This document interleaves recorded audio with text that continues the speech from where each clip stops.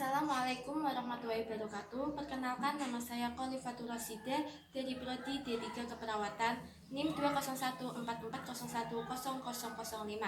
Di sini saya akan menjelaskan mengenai sistem kardiovaskular. Organ jantung merupakan organ yang sangat vital karena berfungsi menyuplai oksigen dan nutrien yang melalui pembuluh darah yang kemudian disalurkan ke seluruh tubuh dan berhubungan langsung dengan organ paru-paru dalam sistem pernafasan. Lokasi atau letak jantung yang pertama di dalam perikardium, dalam rongga mediastinum, dalam rongga toraks.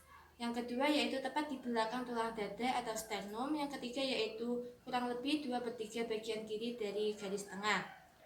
Fungsi dari jantung yaitu memompa oksigen dan nutrien atau memompa ganda agar terjadi aliran dalam pembuluh darah yang terjadi karena adanya pergantian antara kontraksi atau sistolik dan relaksasi atau diastolik. Dinding jantung terdiri dari 3 lapisan, yaitu yang pertama lapisan luar atau epikardium, yang kedua yaitu lapisan tengah atau miokardium, yang ketiga yaitu lapisan dalam atau endokardium. Jantung ini terdiri dari 4 bagian. Yang pertama yaitu atrium kanan atau serambi kanan, yang kedua yaitu atrium kiri atau serambi kiri, yang ketiga yaitu ventrikel kanan atau bilik kanan, yang keempat yaitu ventrikel kiri atau bilik kiri. Ada 2 sekat atau katup yang memisahkan antara 4 bagian tersebut. Yang pertama katup tricuspidalis. Katup ini yang memisahkan antara ventrikel kanan dengan atrium kanan. Yang kedua yaitu katup mitral atau bicuspidalis. Katup ini yang memisahkan antara ventrikel kiri dengan atrium kiri. Ada bagian yang membatasi antara organ jantung dengan organ di luar jantung, yaitu aorta, arteri pulmonalis, dan vena cava superior. Ada 4 proses dalam paru-paru. Yang pertama ventilasi. Ventilasi ini seperti inspirasi menghirup udara dan ekspirasi mengeluarkan udara. Contohnya bernafas. Yang kedua yaitu distribusi. Distribusi ini diedarkan ke paru-paru melalui trakea, bronkus, bronkiolus, alveoli, dan kemudian alveolus. Yang ketiga yaitu difusi. Difusi ini ditampung di alveoli. Yang keempat ini perfusi, yaitu pertukaran udara di pembuluh kapiler paru-paru, yaitu oksigen dan karbon dioksida. Perbedaan jantung kanan dan jantung kiri. Jantung kanan ini terdapat banyak karbon dioksida, sedangkan jantung kiri terdapat banyak oksigen yang akan diedarkan ke seluruh tubuh. Alur pompaan darah yang terjadi dalam jantung. Yang pertama dari atrium kiri, kemudian ke ventrikel kiri, kemudian ke aorta. Dari aorta disebarkan ke seluruh tubuh kecuali paru-paru, karena paru-paru ini mengandung banyak oksigen. Kemudian kembali lagi ke jantung melalui vena cava superior dan vena cava inferior.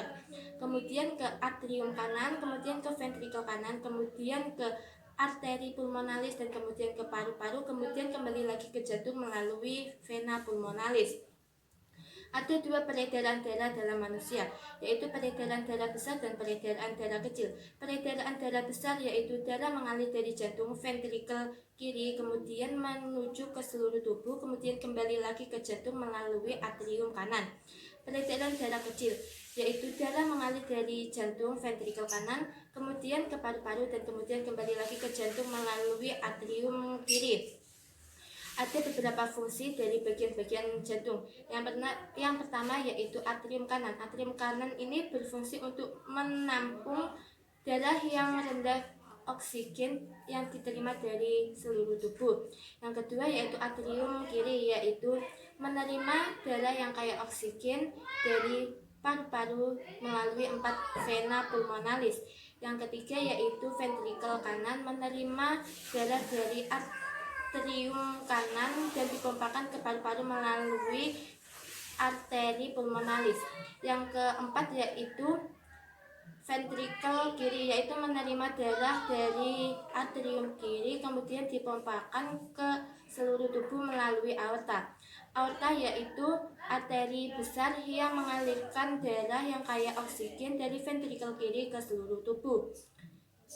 Arteri pulmonalis berfungsi untuk membawa karbon dioksida dari jantung ke paru-paru. Vena cava superior merupakan aliran darah dari bagian atas jantung. Vena cava inferior merupakan aliran darah dari bawah jantung. Vena pulmonalis berfungsi untuk membawa aliran darah yang mengandung banyak oksigen ke atrium kiri. Kemudian vena merupakan pembuluh darah yang masuk ke jantung, dan arteri merupakan pembuluh darah yang keluar dari jantung. Sistolik merupakan tekanan awal yang normalnya 100 sampai 120, dan diastolik merupakan pengisian kembali yang normalnya 70 sampai 80. Kemudian saya akan menjelaskan mengenai sistem pembuluh darah. Tempat diproduksinya darah yaitu di sumsum tulang belakang.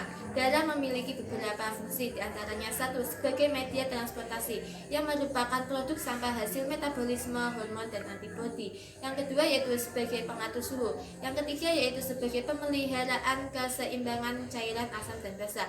Komponen darah ada dua, yaitu plasma darah dan sel-sel darah. Sel-sel darah ini terdiri dari eritrosit atau sel darah merah, leukosit atau sel darah putih, dan trombosit atau keping darah. Yang pertama, plasma darah. Plasma darah ini memiliki beberapa fungsi, diantaranya yaitu satu, untuk mengangkut nutrisi ke seluruh tubuh. Yang kedua yaitu untuk mengangkut sisa metabolisme. Yang ketiga yaitu mengatur keseimbangan volume darah. Yang keempat yaitu untuk menyeimbangkan elektrolit. Plasma darah ini tersusun atas air, zat padat, unsur anorganik, dan unsur organik. Zat padat ini terdiri dari albumin. Albumin ini berfungsi untuk mempertahankan volume darah dengan menjaga elektrolit, dan sebagai transport ion-ion logam, asam lemak, dan obat-obatan. Yang kedua ada globulin. Globulin ini bertanggung jawab atas dibentuknya antibodi. Dan yang ketiga ada fibrinogen. Fibrinogen ini berperan dalam memperkuat darah. Sel-sel darah yang pertama eritrosit atau sel darah merah.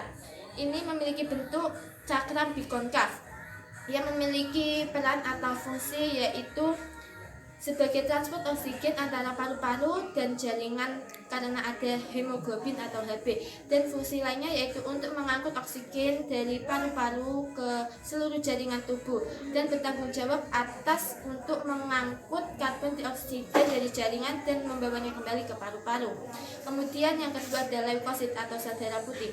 Leukosit ini berperan untuk sebagai pertahanan tubuh melawan infeksi. Leukosit dibagi menjadi dua, yaitu granulosit, yaitu leukosit yang memiliki granula. Contohnya yaitu eosinofil, basofil, dan neutrofil.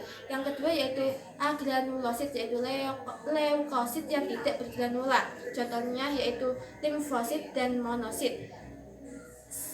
Eosinofil ini memiliki granula yang berwarna merah terang dalam sitoplasmanya. Basofil ini memiliki granula yang berwarna biru dalam sitoplasmanya, dan neutrofil ini memiliki granula yang berwarna ungu dalam sitoplasmanya. Monosit ini datangnya lebih lambat, tetapi fagositnya membutuhkan waktu yang lama. Dan limfosit ini terdiri dari dua, yaitu limfosit T dan limfosit B. Limfosit T ini berfungsi untuk mematikan secara langsung atau menghasilkan berbagai limfokin, sedangkan limfosit B ini berfungsi untuk menghasilkan antibodi.